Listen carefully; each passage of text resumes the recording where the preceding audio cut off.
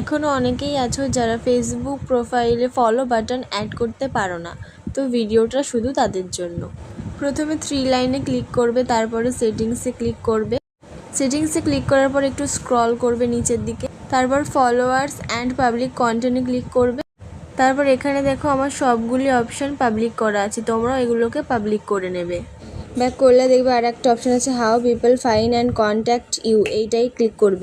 তারপর এখানে প্রথম অপশানটিকে ফ্রেন্ডস অফ ফ্রেন্ডস করে নেবে। এরপর আস্তে আস্তে ব্যাক করবে।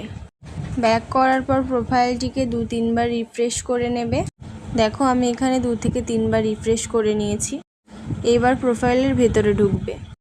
প্রোফাইলের ভিতরে ঢোকার পর ওপরে দেখো 3 ডট আছে, সেখানে ক্লিক করবে। তারপর এখানে দেখো ভিউ অ্যাজ বলে অপশান আছে, এখানে ক্লিক করবে। এবার দেখো তোমার ফলো বাটন নিশ্চয়ই অ্যাড হয়ে গেছে। আশা করছি ভিডিওটি তোমাদের কাজে আসবে। এরকম ভিডিও দেখার জন্য আমার চ্যানেলটিকে সাবস্ক্রাইব করে রাখবে।